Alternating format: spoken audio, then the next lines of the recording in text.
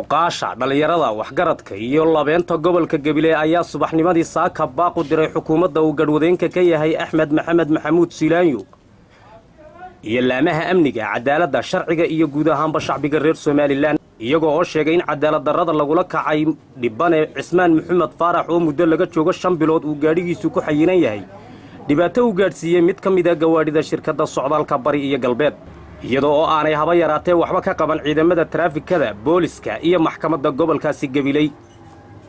sidoo kalena waxay sheegeen in haddii 24 saacadood ay nagu soo socdo wax laga qaban waayo ay gacantooda wax kaga qaban doonaan dhinaca kale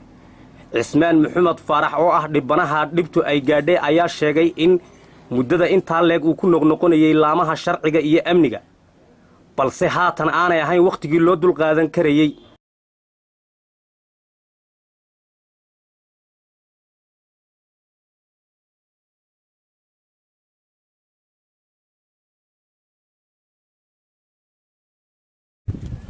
taariikhdu markay 3 bishii 7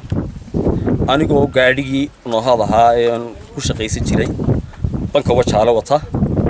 ayaa bas ay leedahay shirkadda bari iyo galbeed xagga dambe duqad ka soo gaarsiiyay gaadhigii kadib sargaalkii u qaabilsanaan laanta nabadgelyada wadooyinku wuxuu noo sheegay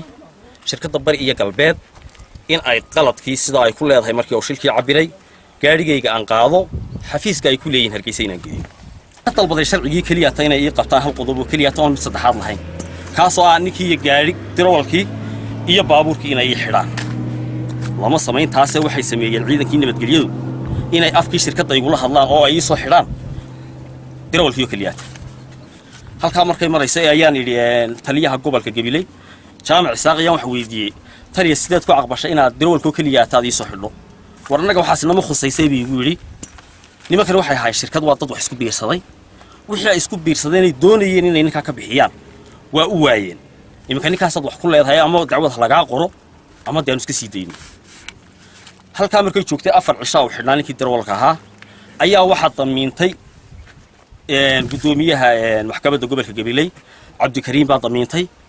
aniga oo dhibana ah Cabdikariim igama soo wargelin sababta oo u damiintay hadii uu qodob siinaayo xilliga uu soo cilinayga mu wargelin isagoo awsaa ku maqayaan mar labaad aan dalbadoon ku yiri mid kana ay xidhnaa kiina waa damiinatay gudoomiye gaadhigiina marka horeba lama soo xidhin waarankaas ayuu ii qoray lagu soo xidhaayo gaadhiga hase yeeshee gaadhigii bil kadib markii la soo xidhay 3 cisho markuu saldhigga Gabiley ku xidhnaa gudoomiyaha maxkamadda markuu amarkiisii lagu soo xidhay bil ka bacdi la soo qabtay ee lagu soo xidhay saldhigga gobolka Gabiley 3 habeen markuu xidhnaa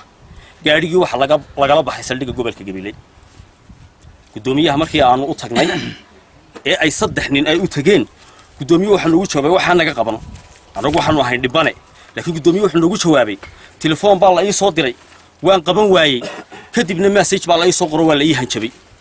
gudoomiyaha dhan ee qaranka u jooga gobolka ee ahayd sharciga dadka inuu ku kala hago inuu dadka dhaxdhaxaad u noqdo ayaaba wuxuu yiri waa la ii soo hanjabay gudoomiyaha maxkamadda hadii loo soo hanjabayo haddii aanu dalka nidaamka iyo sharci kala dambeyn ayaan madaxweynaha ku dooranay nidaam iyo sharci baan u marayay 5 bilood ayaa aniga gaadhigaygu xidhnaa waa 3 bishii 7 maanta waxa la joogaa 4 bishii 12 waa 5 bilood iyo maalin ka badan weeyaan ama 150 maalmood in ka badan gaadhiga aan ku shaqaysanayeen garab raratada ahaa wax masaariif la igama siin waxay diideen nimankaas inay geeyaan geerashkii waxay diideen inay wax kale u dhigma ay bixiyaan guud ahaanba aniga waxaan ku dhaxlumay waa taraafiga waa shirkadii oo ka soo dhaxadlaysa taraafiga iyo maxkamadda gobolka guud ahaan shacabka reer Soomaaliya waxa ka wargelinayaa hadii aan 5 bilood dul qaadanay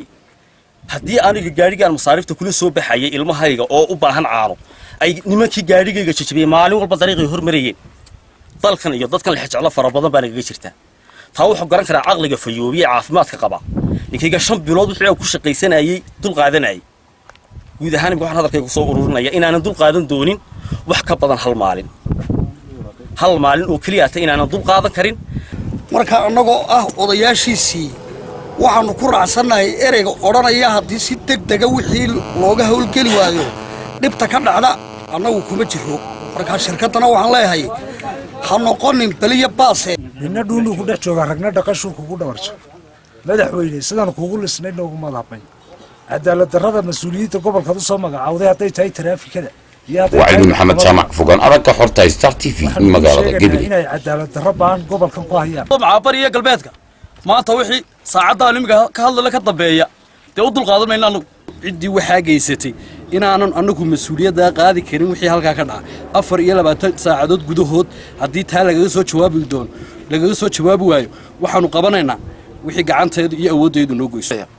wallahi nana been sheegin kuwa waxa baxa saddex kaayo intuu qaadaya farlaabkeed qaada ayaa halkaa mara waxa weeyaan rag cadaalad waa sida cawsh kale yaaba leeyahay waxaan mar labaad iyo mar saddexaad iyo mar afraad ugu baaqaynaa hadday xukuumad tahay hadday maxkamad tahay hadday taraafik tahay waa arrinkeyga dad 24 saacadood gudahood wax kaga qaban weydaan annaga waxaan ila gudbo waa cabdi cabdilaahi daayir muuqbaahiyaha xorta Gabiley Media